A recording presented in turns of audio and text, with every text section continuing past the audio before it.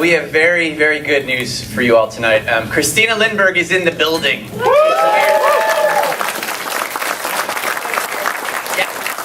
She's awesome. That's very true.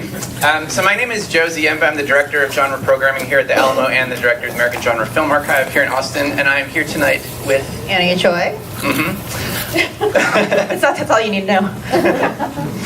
I just want to take a second for all of us in this room to think about how special it is that we're all here tonight, because not only are we here to celebrate and appreciate one of the most important exploitation movies of our times, we're also here to celebrate a really incredible person whose independence and drive and strength allowed her to have probably enough in one lifetime to fill any one of our 7 lifetimes combined. A really amazing person. So we want you to know that, like, every single one of you that bought a ticket to be here tonight, how much it means to us to help celebrate this movie and celebrate Christina's career. It really means a lot. So thank you so much for making this such a great night. So that's all I want to say about that. So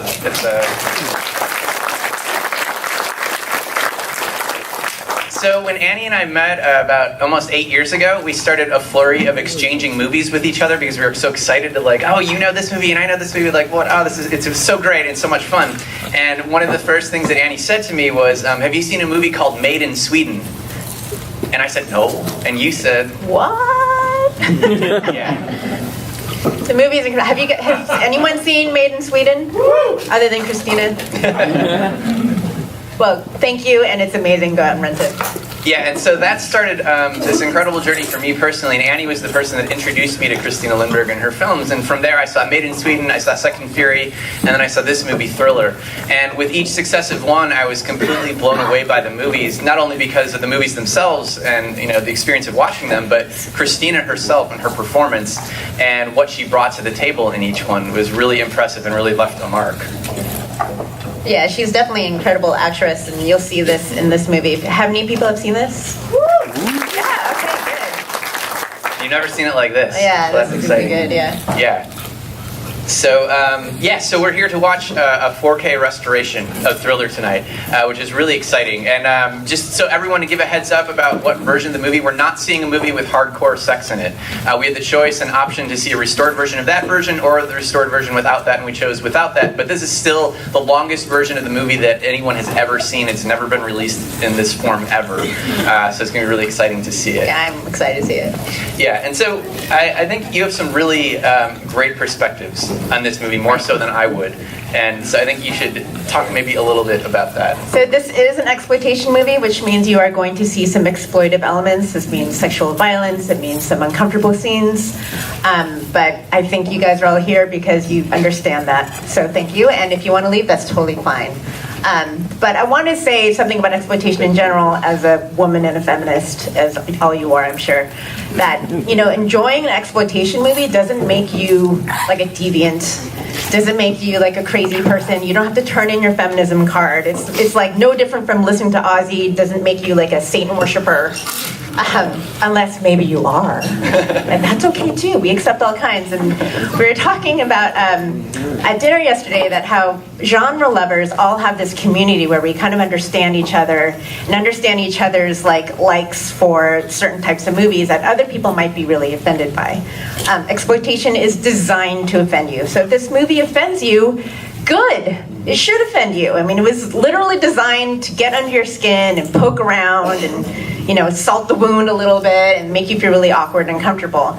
And it's our job, I think, as an audience to see beyond that, to see beyond this uncomfortable scene and start thinking about, like, you know, what about it? To me, at least, it makes me question, like, why I feel uncomfortable. You know, these movies, if movies are a reflection of how we are, what we value as a society, then, you know, what does this say about these movies? And I mean, this is what I love about watching this. Every single time I watch, especially a movie with Christina Lindberg, you get so much out of it that it goes beyond the exploitive elements and takes it somewhere else, especially with her performances. So that's something I invite you to think about. If not, you could also just enjoy it because it's a beautiful movie.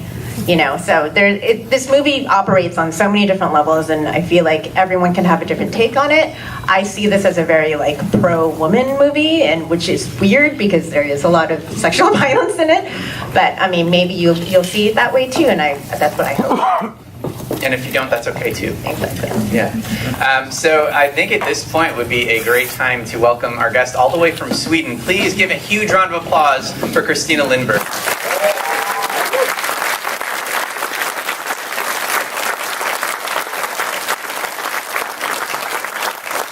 Hello, everybody. Do you hear me? Yeah. This movie was made in 1972, and at that time I was 21 years old, and the movie got the censorship at that time got very, very upset, and the movie was banned twice and cut into small pieces. But I mean, the movie survived. So I hope you find something very interesting, and you have told a lot about this. Yeah. So I hope you will ask a lot of questions afterwards, of course. Yeah, there'll be a Q&A So, after. have a nice time. Thank you. The movie was so good, it can't wait. How you did it?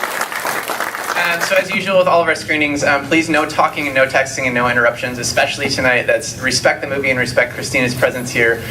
So please, none of that. Please don't do anything to interrupt your neighbor's enjoyment of this movie. If you do any of that, you'll get a warning. If you do it again, we'll kick you out without a refund, and we do not want to do that. So please just play by the rules and have fun and enjoy it. And if anyone around you is interrupting your enjoyment of this movie, please write it down on a piece of paper and place it in a railing in front of you, and we'll take care of the problem.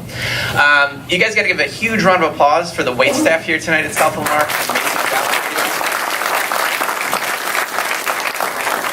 Because we all signed up to see this movie. They did not. So they're here and they're working really hard. So if you could tip them as much as you can, that would be much appreciated, and they would love you for that. We already talked about the restoration. It looks beautiful. We're excited to watch it. But I think that's it. I think, are you ready? Are you ready? You ready? All right, you guys ready to watch Furler? Yeah. All right, let's get it. And we'll be back for Q&A after the movie, so enjoy. Is she the coolest or what? Incredible. Amazing in that movie. Wow. Please give a huge round of applause for Christina Lindberg.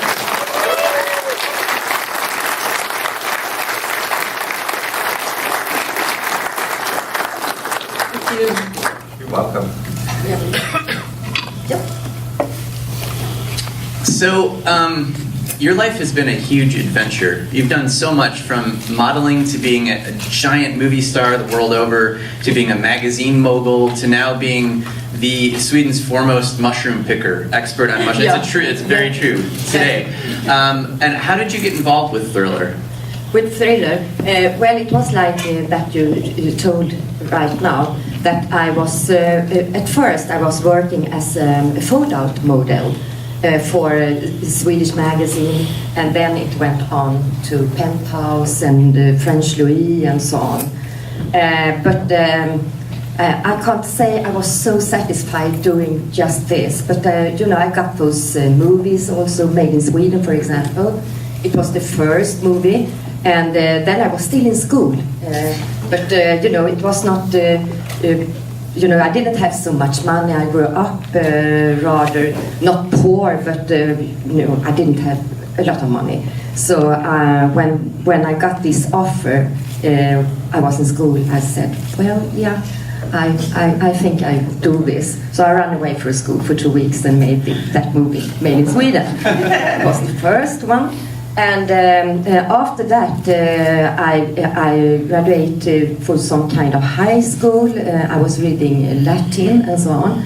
And 2 days after I took my, exam, I took my little suitcase. I was born down in the south of Sweden and went up to Stockholm, to the big city to find the luck and more money, hopefully. Then I got the offer for doing more movies, and I thought I got a lot of movies taking off my clothes because they would love to see my body, selling the movies, of course. And but I made so much. I made a lot of movies, but after a while, it was quite a. I tried to make something out of those movies because I realized that wasn't, wasn't Shakespeare text, but I tried to make something, and people around me, they said, well, the only one that take this seriously is Christina Lindberg, and it was like this. But I also had the good thing, I played against very, very good actors in Sweden. It was actors from the national scene in Stockholm, most of them. So, but they didn't take off their clothes. It was me, of course. And when I had made, I think at least 10 of those movies, I got this offer from Thriller, and then I thought, well, this is something. I can make something out of this. The part was very interesting. Well, I didn't talk in the movie because Vibenius, the director, he thought I was not a very good actress. So he thought it was the best I was mute. But he gave me other things to act. He gave me karate lessons, weapon lessons, and he gave me this patch and this coat. So I got instruments to make a good part. What to say? Oh, it's much to say.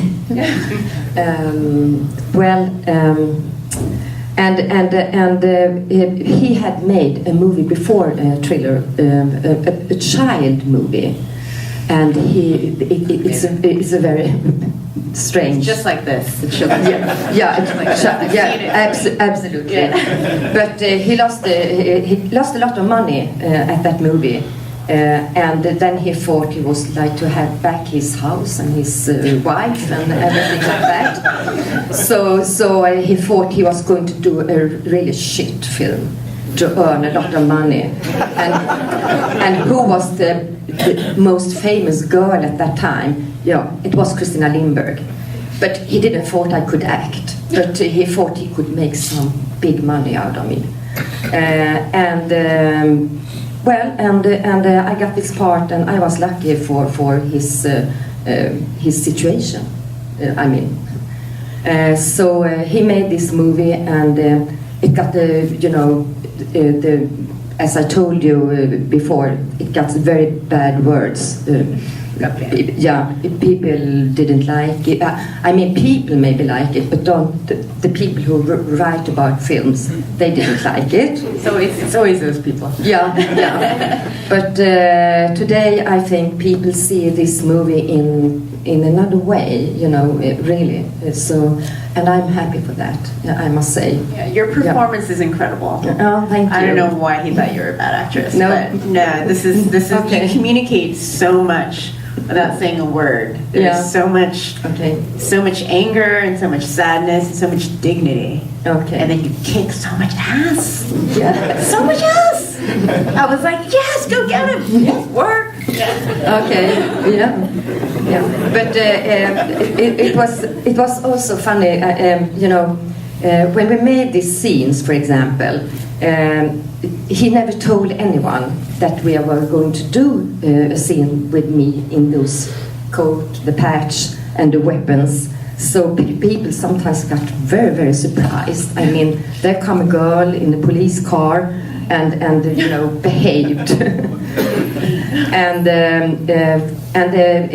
Actually, I got police reported once, and it was the scene when I drove the car, and I ran out of the car with a weapon, and I aimed at people who was, Sunday walking like that.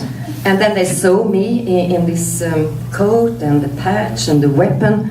And when I aimed at them, I saw suddenly they were running for their lives. They really did. And as I said, I had to explain for the policeman that Vibenius wasn't there. He was away somewhere else. So I had to go up and explain for the police that this was a movie and so on. And he thought what I said. You know, this police car, for example, the police was chasing this police car all the time because it wasn't allowed to paint an ordinary car as a police car. But he did. He did a lot of things in this movie. And I didn't have any driving lessons, of course. So you had weapon lessons and karate lessons, but they didn't give you driving lessons. Yeah. So a lot of things happened during this. And I think you probably wonder about this eye scene. And it was like this. I wasn't there, but they told me later on, the people, that he knows a doctor at the big hospital in Stockholm, and a girl just has taken her life. Oh my God. And the doctor, this is very criminal, of course. I mean, Sounds great. Yeah, the doctor allowed his friend, Mr. Ribenius, to go down there, and they took a knife, and they did her eyes, and they took a knife and put her in her eyes. Wait, that's real? This is a real It's real. Yeah, That is incredible. And, yeah, it's real. Yeah. That is the most exploitation thing I've ever heard. That is crazy. Yeah, but she was dead. I don't know. Yeah.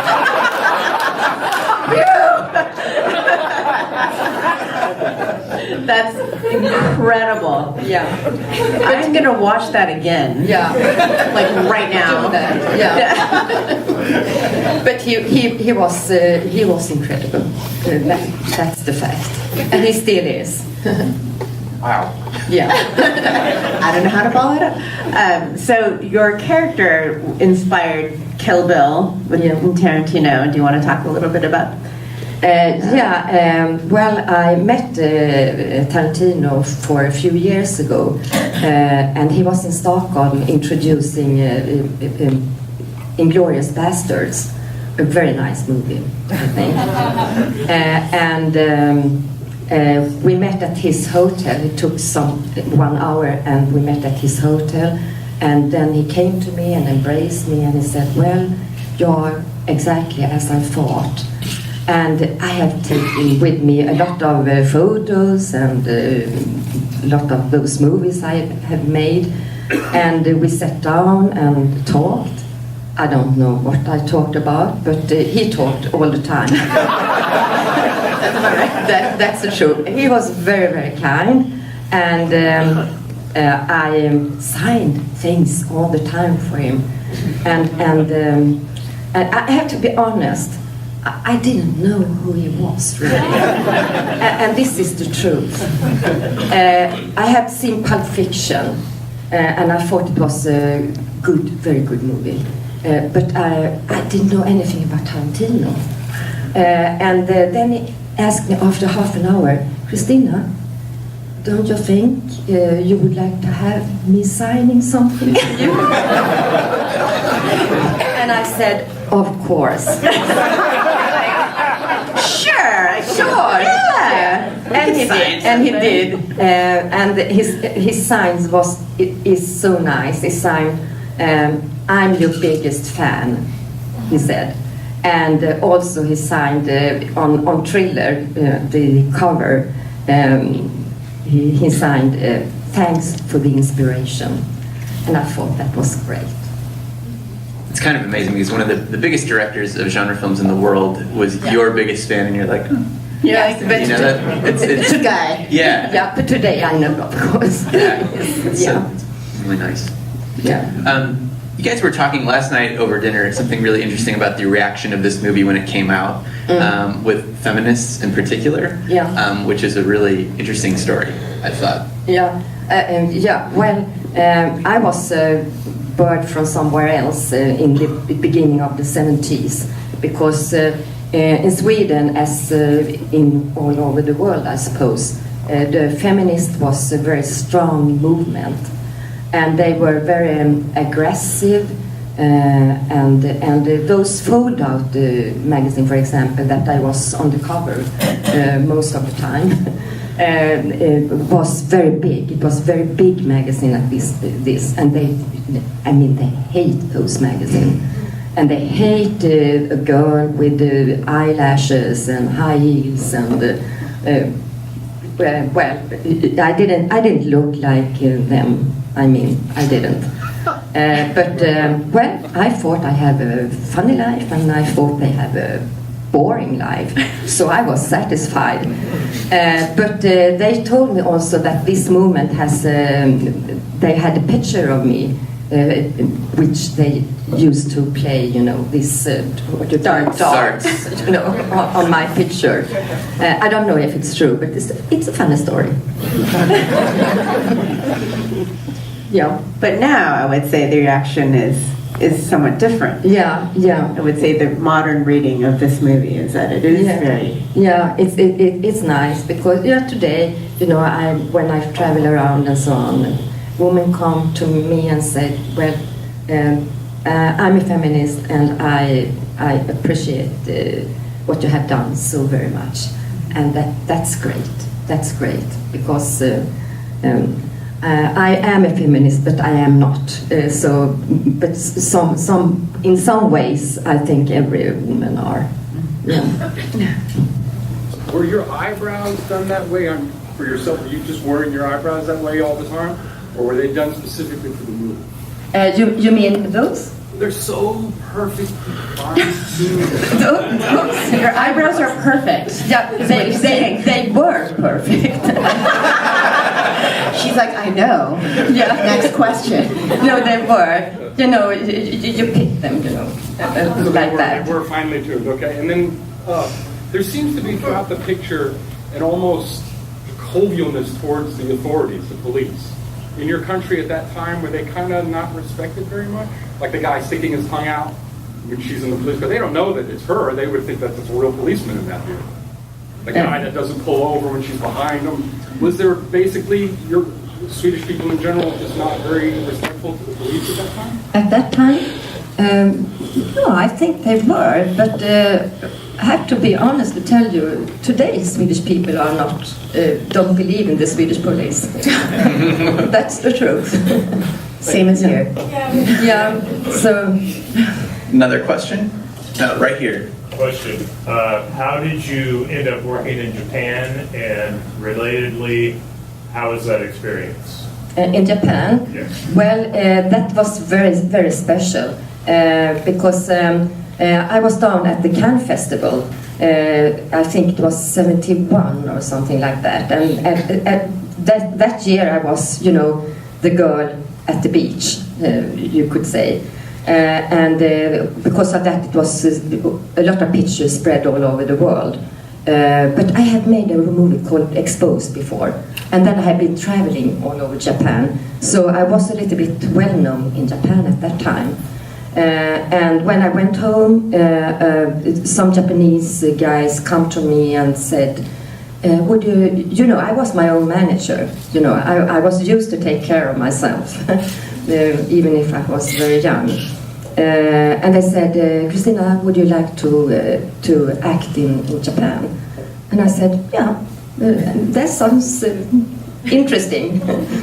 And I didn't know that it was the biggest. It was the biggest company in Japan at that time, Toei company.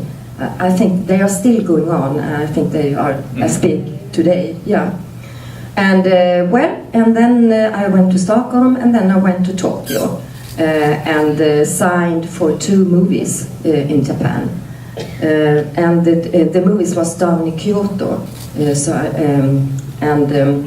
It was like this. It was like old Hollywood in Kyoto. They built big scenes. They never took you out. You were never outdoors. You were only indoors all the time, and then I put Sex and Fury, for example. They put one of the famous actress in that movie. But as the way I was, I didn't know about that at all.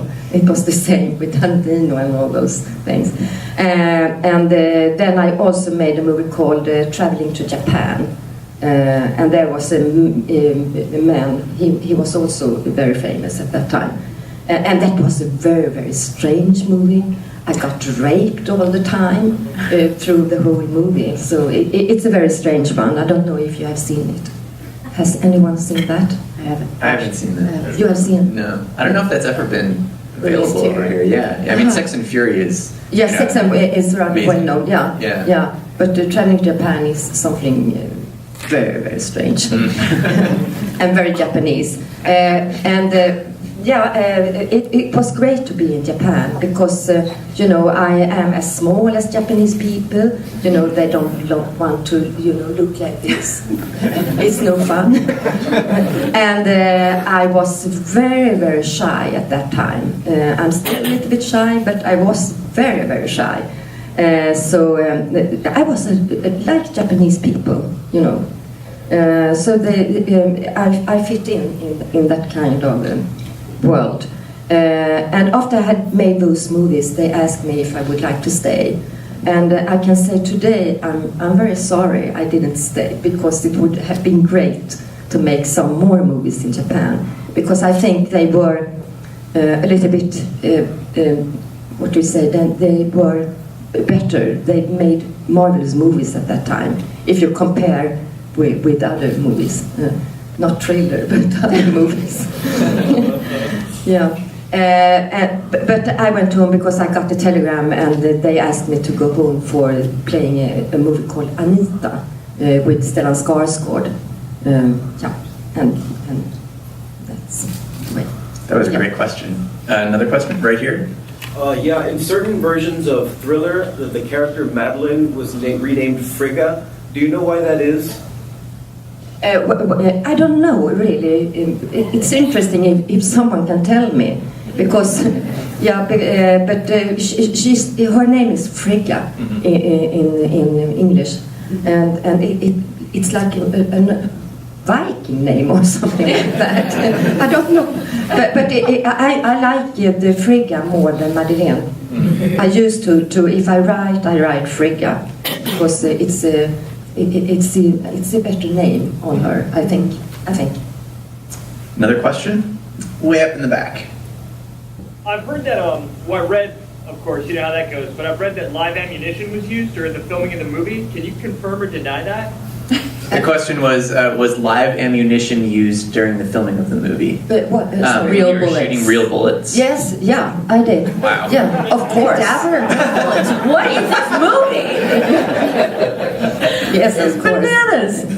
Yeah, but it also had some porn scenes in this movie, but I didn't saw them. We decided not to play that version. Yeah, okay, we went with okay. the one without the scenes. Yeah. But it made the movies more ugly in That's some ways. true. Yeah, very true. And I can tell you a little funny story. The porn scenes, it was intercut, so it wasn't me, of course. But the couple that made those porn scenes called Romeo and Julia. I think that was fun. and then during the early 70s, they was like they made shows in clubs and so on, Oh yeah. and made those kind of things on the scene. Yeah. We have time for a couple more questions. Any other questions? Right there. Hi, I first discovered your work when you did a couple of films with Joe Sarno. Oh yeah. Do you have any recollection of that? Was he a great director to work with? Was it just? No? I guess my question is do you have any particular memories of working with Joe Sarno? No, not exactly, but I remember him as a very nice director, very, very kind man, very hands-on like that, in a proper way. You have to say today. Yeah, it's important. That was. I did 2 movies. I did Young Playthings and what's the other? Swedish Wildcats. Thank you, Swedish Wildcats. Yeah. I got time for one more question. Any other questions? Right there in the back. During the martial arts scenes, it looks like you're actually kind of being instructed in martial arts. I was wondering if you kept up with martial arts after the movie at all? After the movie. Yeah. Yeah, some years later I did some, it called wushu, but it's some kind of kung fu that I made for some years. And it was great. But I stopped after a while. So Christina's going to have some merchandise and things to sign out in the lobby if you're interested right after this. And we can't thank you enough for being here. It's been such an honor to have you here. I mean, on behalf of the Alamo and Austin, the city of Austin, just having you here is just, I never thought this would ever happen. It's incredible. So thank you so much for being here. Thank you. Yeah. So nice to be here.